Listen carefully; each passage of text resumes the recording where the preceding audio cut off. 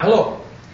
Today we're going to look at a slight modification, actually not so slight, pretty big modification, and that is we're bringing in this little transformation here where we've crammed a number next to the x in brackets right into the function.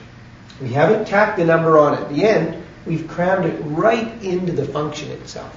We want to see what effect this would have. Again, if I was a scientist and I wanted to examine what this change might look like, I would start by a simple table of values, look at my graph, and then try to draw some conclusion. Well, let's have a look. I'm starting off with a fairly simple, friendly one, and I'm going to take our favorite points, see what's going on here.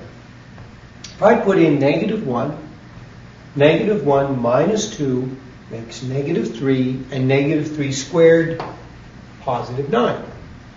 If I put in 0, 0 minus 2 is -2, squared is 4.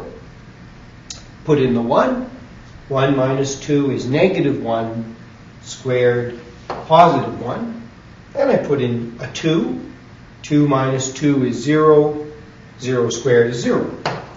Well, let's have a look what kind of a picture we're getting. -1 is up to 9. Boy, that's a long way up. So we're going to say 1, 2, 3, 4, 5, 6, 7, 8, 9. 0 is up at 4, so 0 is up 1, 2, 3, 4. 1 is up 1. 2 is at 0. And then that's my data. So what do I have here?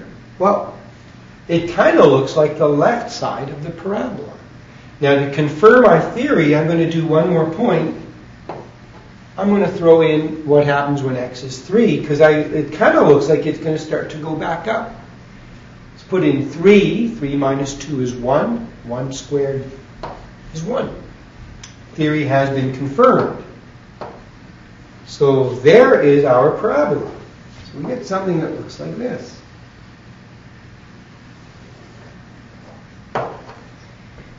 So, what can we conclude from this? What effect has this had on our graph? Well, here's the effect that it has. It's moving the entire graph 2 notches to the right. Now, this is a difficult one because often we look at this and we see x minus 2 and we're tempted to want to move it 2 to the left. But notice that clearly from our table of values, the graph has shifted 2 units to the right. So that's something you have to keep very clear. I'll show you a little trick that makes it somewhat easier maybe to remember this rule. But I'll show you that trick in a moment. First, I want to go ahead and do a quick example. What if I was going to graph, say we'll keep it pretty simple, say we had that. If I use the rule that we just developed, in this case, I want to use a shift of 1 unit, but I don't want to go to +1. I want to go to -1. So I want to shift 1 unit to the left. Now, what I like to do is draw a little guideline that kind of illustrates the y-axis's new location. So I think of this now as my new 0, 0 location. I'm basically going to graph my favorite parabola but at this new location. And our favorite parabola has points 0, 0, 1 to the right and up 1, 1 to the left and up 1, 2 to the right and up 4. And there it is. So not too bad. Once we've made our analysis that we have to shift this 1 to the left, pretty easy graph to draw. Now we're going to throw in all the other changes that you've seen before, and I'm going to show you a couple examples how we would work through getting the correct picture. So let's put in the completed, everything goes kind of example. Let's put in a 1/2 here. We'll go x minus 3 squared and go minus 4. So got everything on the go here. Now what you want to be able to do here is take one transformation or one modification at a time, illustrate that on your graph, and then draw your finished picture. So what I'm going to do is say, well, this number at the end, I know what that does. It pulls the entire graph down 4 units. It's minus 4. So 1, 2, 3, 4. And then I draw my little dotted line to help guide me. I know what this does. I just learned that. We have a rule that says this is going to be 3 units, not to the left, but to the right. Remember, this one kind of behaves backwards to what it kind of implies. So this is 3 units to the right. And again, I'm going to draw in a little guideline. So what I now know is that my vertex is at 0, 0 over here. Of course, it isn't actually 0, 0. Let me just illustrate what these points are. The vertex is actually 3 to the right and down 4. That's where the vertex actually is. But because I've got these guidelines, I can kind of ignore these two components and say, well, what is left to graph? Well, what is left to graph would just be 1/2 x squared. And the modification that's happening there is that the 1/2 takes all my vertical distances and squishes them together a little bit. In fact, by a factor of 1/2. So instead of going 1 to the left and up 1, I'm going 1 to the left and up 1/2. And instead of 1 unit to the right going up 1, it's 1 unit to the right going up 1/2. 2 units to the right, instead of going up 4, it's going to go up 2, half as much. So I'm going to go up 1, 2. So about there in the picture. And there's my graph. Nothing to it. Okay? So let's identify a few things here. Axis of symmetry. Well, in this case, we have the vertical line. The axis of symmetry is going through a value of 3. So the equation is x equals 3.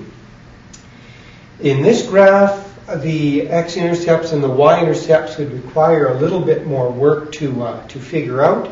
The y-intercept shouldn't be too bad.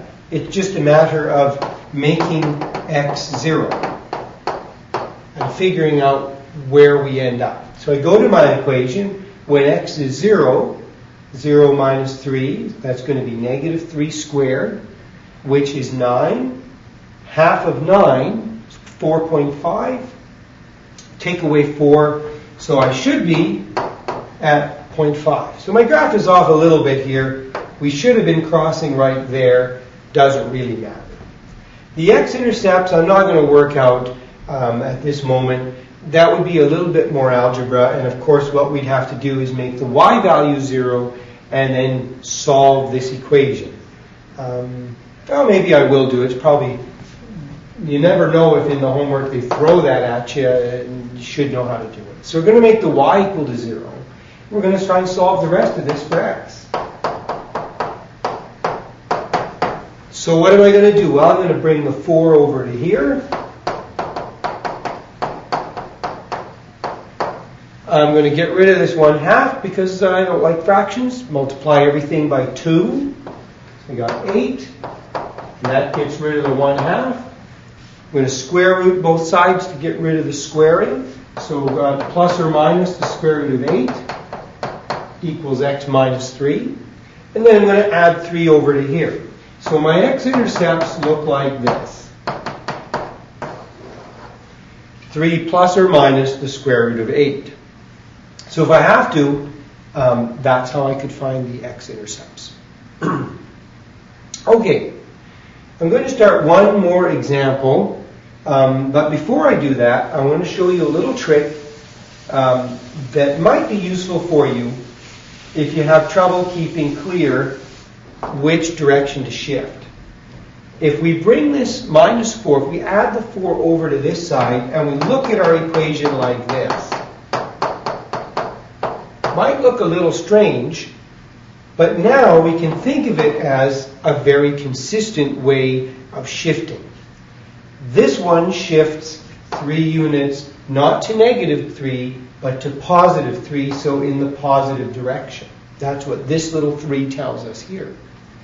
And now I could use the same logic and say, well, this 4, instead of thinking of it as positive 4, I'd use the same sort of reasoning that I did here. I would do the opposite and say, oh, it's minus 4, or 4 units in a downward direction, negative direction.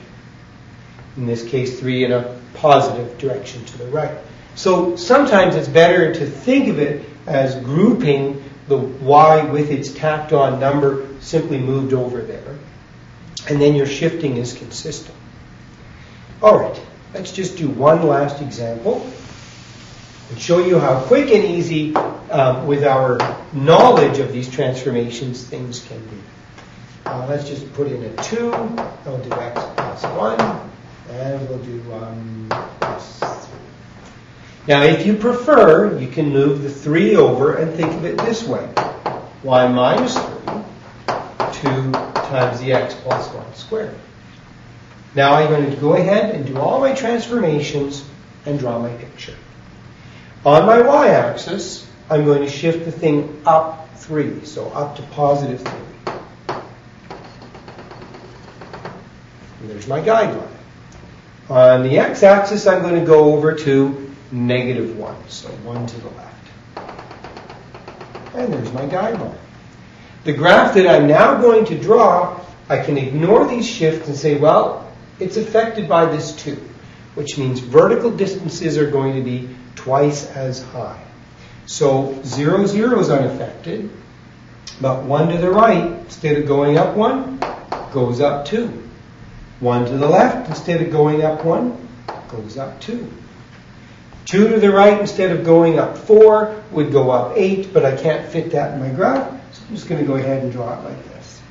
And there's a pretty reasonable version of what this graph would look like. We can identify important points like the vertex as being at negative 1 and 3. The axis of symmetry as being at x equals negative 1. There are no x-intercepts in this graph, so that's kind of nice. The y-intercept I can actually just identify right off the graph, because we know that when we went 1 to the right, we went up 2. So we're actually at 1, 2, 3, 4, 5 is where we're at. So that's kind of nice. Direction of opening, this graph opens up.